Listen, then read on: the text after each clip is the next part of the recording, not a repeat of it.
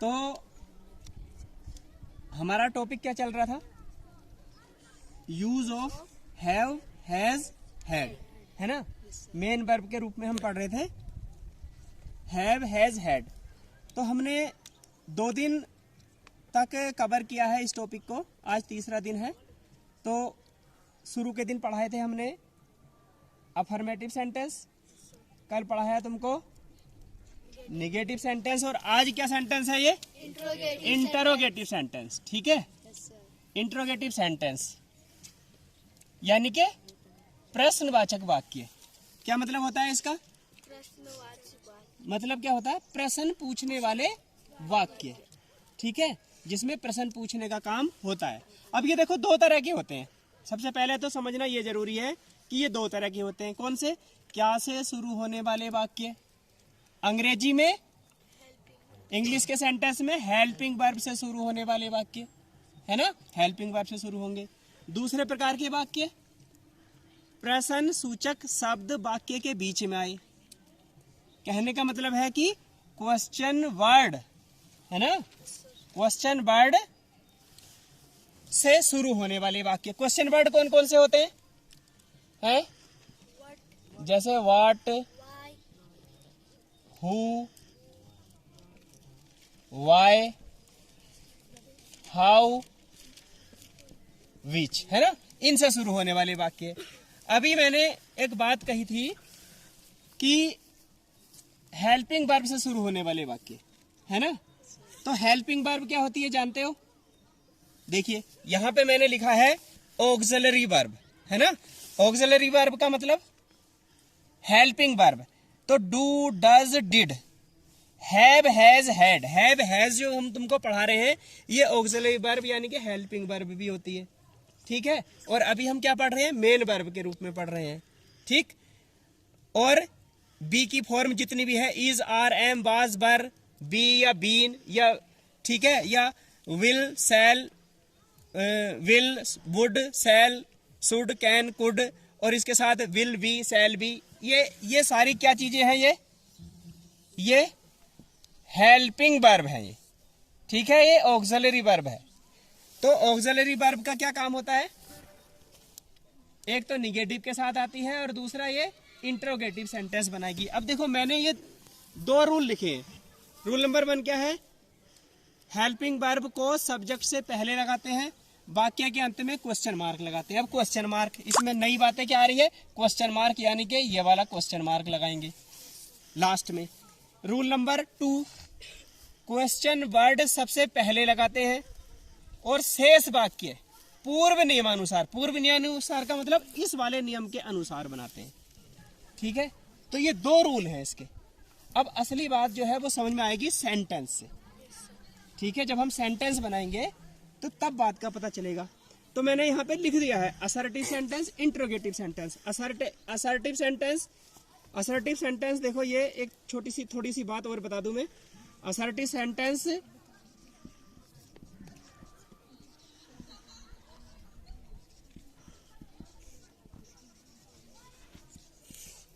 Affirmative sentence plus negative sentence, दोनों प्रकार के सेंटेंस हो सकते हैं। ठीक है, अफर्मेटिव और निगेटिव, और इंट्रोगेटिव अलग हो गए तो इंट्रोगेटिव। अब जैसे मैंने एक सेंटेंस लिखा था, क्या लिखा था अभी? तुम्हारे पास पेन है। तुम्हारे पास पेन है। ठीक है, एग्जाम्पल नंबर 1। ठीक, अब हम इसको बनाते हैं, है ना। क्या था? तुम्हारे पास पेन है। पहले हम असर्टिव बना लेते हैं, यानी कि ये अफर्मेटिव सेंटेंस है तो अफर्मेटिव सेंटेंस बना लेते हैं। इंट्रोगेटिव मैंने लिखा है, उसका फिर इंट्रोगेटिव बदलेंगे हम। तुम्हारे पास पेन है कैसे बनाएंगे? तुम्हारे पास की अंग्रेजी लगाएंगे ना पहले, है ना। तो क्या लगाएंगे? यू, यू आर नहीं भाई, you, you have a pen. अब देखो इंट्रोगेटिव बनाने के लिए हमें हेल्पिंग वर्ब को पहले लगाना पड़ेगा। वैसे कहीं कहीं जब निगेटिव सेंटेंस बनाते हैं तो हैव नोट का प्रयोग भी कर देते हैं, या हैव यू पहले भी लगा देते हैं, लेकिन उसमें थोड़ा सा कंफ्यूजन हो जाता है। इसलिए हम हेल्पिंग वर्ब जो जो तुमको कल मैंने डू, डज और डिड बताई है, उसी का प्रयोग सीखेंगे आज हम। ठीक है, उसी का ही प्रयोग करेंगे। तो अब इसमें सबसे पहले हमें क्या करना है, पहले नियम के अनुसार से ये सेंटेंस मैंने इंट्रोगेटिव लिख दिया, क्या तुम्हारे पास पेन है, और क्वेश्चन मार्क देखो ऐसे लगाना है। ठीक है, तो क्या लगाएंगे, व्हाट, हैव नहीं लगाएंगे, क्या लगाएंगे, हैं, क्या लगाएंगे बताओ। मैंने ये कहा था कि हेल्पिंग वर्ब लगाएंगे। ठीक है, थोड़ा वीडियो को पॉज कर दो। हाँ देखो, कल रूल नंबर 2 में मैंने लिखाया था कि ये वाला है, मैंने ब्लैक बोर्ड से मिटा दिया था, these, those, I, we, you, they के साथ हेल्पिंग वर्ब क्या आएगी, डू। ठीक है, और इसके साथ नोट का प्रयोग था और हैव का प्रयोग था। ठीक है, तो हेल्पिंग वर्ब, मेन बात क्या चल रही है, हेल्पिंग वर्ब। ठीक है, तो डू का प्रयोग करेंगे हम यहाँ पे। तो नियम के अनुसार डू को पहले लगा देंगे हम, डू।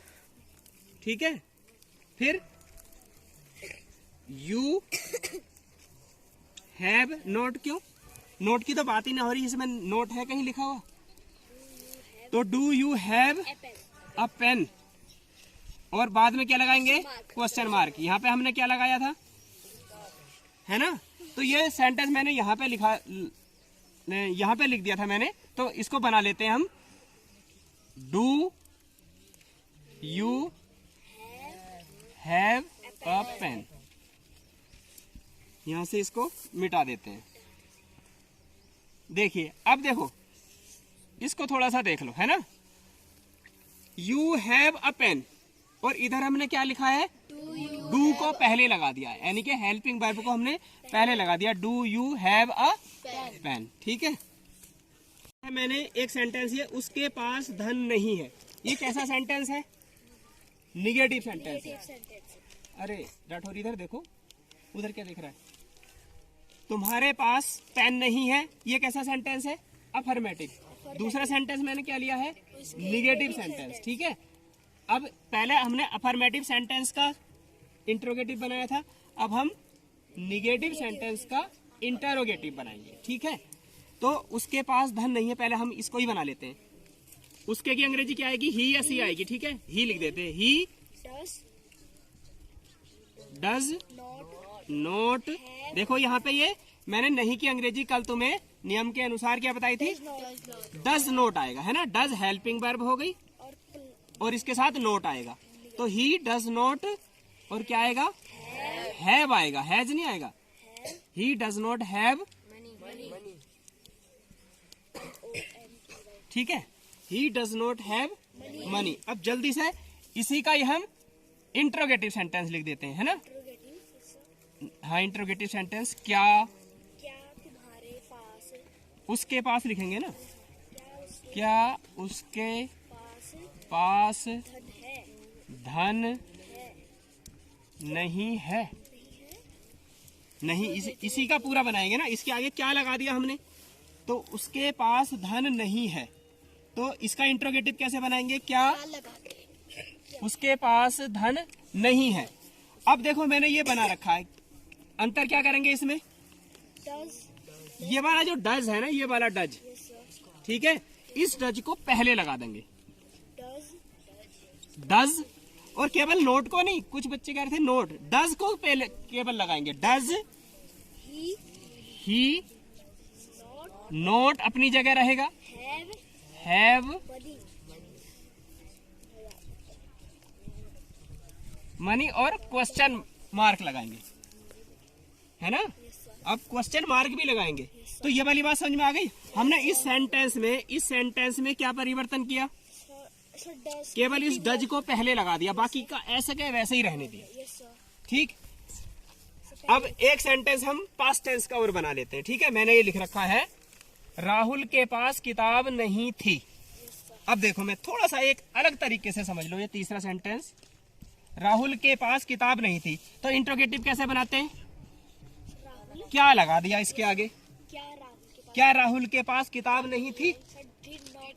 ठीक है, इतनी बात समझ में आ गई ना। देखो ये राहुल के पास किताब नहीं थी, ये तो पहले से ही लिखा हुआ है, मैंने इसके आगे क्या लगा दिया, क्या राहुल के पास किताब नहीं थी। है ना। तो अब हमें इसको इंट्रोगेटिव बनाना है। कौन बताएगा? मैं बताऊं? हाँ बताओ। Did Rahul not have a अब देखो ये जो डिड लिखा है ना, इसको मिटा दो। ये जो डिड लिखा है, ये डिड Yes, sir. ये यहाँ लिख देंगे हम। Did Rahul not did Rahul not have a book, और यहाँ पे फुल स्टॉप की जगह क्या लगाएंगे? क्वेश्चन मार्क लगाएंगे। ठीक है। अब ये तो ब्लैक, ये तो व्हाइट बोर्ड है, इस पे से मिटा के मैंने यहाँ से मिटा के यहाँ लिख दिया। लेकिन हम कॉपी में पहले एक सेंटेंस लिखेंगे, फिर मिटा के थोड़ी लिखेंगे। हमें केवल ये वाली बात, इस वाले रूल को समझ लेना है कि हेल्पिंग वर्ब को पहले लगा देना है। Yes, sir. तो ये सेंटेंस जो था ये पास्ट टेंस का था, इसमें हैड का प्रयोग होता है और डिड नॉट हैव का प्रयोग होता है निगेटिव सेंटेंस में, है ना। तो हमने क्या काम किया? डिड को पहले लगा दिया। तो did Rahul not have a book. ठीक। ये देखो, अब रूल नंबर 2 के 2 एग्जाम्पल लिखे हैं मैंने। ये अच्छे से समझ लो। क्वेश्चन वर्ड सबसे पहले लगाते हैं, है ना। यानी कि जब सेंटेंस, जैसे मैंने एग्जाम्पल लिखा है, तुम्हारे भाई के पास कितने रुपए हैं। ठीक है। तो अभी एक स्टूडेंट पूछ रहा था कि डज कहाँ लगाना था? यहाँ सबसे पहले। देखो इसमें रूल नंबर 2 देखो ना, सबसे पहले देखो ये रूल नंबर 2 क्या है? Question word, Yes, sir. है ना, सबसे पहले लगाते हैं। Yes, sir. यानी कि हमारा इस सेंटेंस में क्वेश्चन वर्ड क्या है? कितने। कितने को क्या कहते हैं? How? How many, How many? है ना। जब गिनती होती है तो हाउ मैनी कहते हैं, और जब मात्रात्मक How much? होता है तो हाउ मच कहते हैं। ठीक है। तो कितने, तो सबसे पहले हम क्वेश्चन वर्ड की अंग्रेजी सबसे पहले लगाते हैं। ये लिखा है ना दूसरे वाले नियम में, ये पढ़ना पड़ेगा ना, देखना पड़ेगा ना। तो कितने की अंग्रेजी पहले लगाएंगे? हाउ मैनी रुपीज, कितने रुपए, ये एक साथ आएगा। ठीक है। वैसे कितने होती है, लेकिन कितने रुपए, तो कितने की हाउ मैनी, और रुपीज की रुपीज इसी के साथ आएगा, हाउ मैनी के साथ। तो हाउ मैनी रुपीज। अब देखो पहले नियम में क्या था कि सब्जेक्ट से पहले हेल्पिंग वर्ब लगाते हैं। तो योर ब्रदर जो है, ये क्या है? ये सब्जेक्ट है ना। तो डज तो इसी से पहले ही आ रहा है, क्योंकि बाद वाला वाक्य, शेष वाक्य हम पहले वाले नियम के अनुसार बनाएंगे। समझ रहे हो ना। शेष वाक्य हमने हाउ मैनी रुपीज तो लगा दिया, शेष वाक्य हम पहले वाले नियम के अनुसार लगाएंगे। यानी कि अभी भी हम हेल्पिंग वर्ब सब्जेक्ट से पहले ही लगा रहे हैं। इधर देख लो, अभी भी हम ये हेल्पिंग वर्ब सब्जेक्ट से पहले लगा रहे हैं, क्योंकि सब्जेक्ट हमारा ये है। ये क्या है? Subject, your brother. ठीक है। तो how many rupees helping verb आ गई, डज योर ब्रदर हैव, और क्वेश्चन मार्क आ गया। ठीक है। दूसरा सेंटेंस लिखा, तुम्हारी जेब में क्या है नहीं, या तुम अपनी जेब में कितने पैसे रखते हो। क्योंकि मैंने पास है का मतलब रखते हो भी बताया था ना, Yes, sir. है ना। Yes, sir. तो तुम अपनी जेब में कितने पैसे रखते हो, इसका सीधा सीधा क्या है? तुम्हारी जेब में क्या है। हम ये वाला सेंटेंस ऐसे भी रख सकते हैं कि तुम अपनी जेब में, अब ये कितने पैसे, तो थोड़ा सेंटेंस अलग हो जाएगा। तुम्हारी जेब में क्या है, यानी कि तुम अपनी जेब में क्या रखते हो। ठीक है। सेंटेंस वैसे ही बनेगा जैसे मैं बोल रहा हूँ। तो क्या की अंग्रेजी लगाएंगे? देखो अब हम क्या की अंग्रेजी लगाएंगे। अभी तक जब हम क्या से शुरू हो रहा था सेंटेंस, तो हमने क्या की अंग्रेजी व्हाट होती है, तो वो नहीं लगाई थी हमने। ठीक है, वो हमने नहीं लगाई थी। अब हम, क्योंकि ये शब्द बीच में आ गया ना ये वाला, तो अब हम इस क्या की अंग्रेजी लगाएंगे पहले। तो ठीक है, तो व्हाट। ठीक। अब क्वेश्चन वर्ड के तुरंत बाद क्या आएगा? हेल्पिंग वर्ब आएगी। तो यू के अनुसार डू आएगी। ठीक है। क्योंकि डू या डज किसके अनुसार लगाते हैं? हम सब्जेक्ट के अनुसार लगाते हैं। Yes, sir. जो अफर्मेटिव का नियम बताया था तो उसमें बताई थी ये वाली बात। तो यू के अनुसार डू पहले आ गया ना, सब्जेक्ट से पहले ही आया। Yes, sir. ये हेल्पिंग वर्ब जो है ये सब्जेक्ट से पहले ही आई है ना। तो व्हाट डू यू हैव, और हैव इन योर पॉकेट, अपनी तुम्हारी जेब में, है ना। तो what do you have in your pocket. ठीक है। तो ये 2 सेंटेंस थे, तो ठीक है।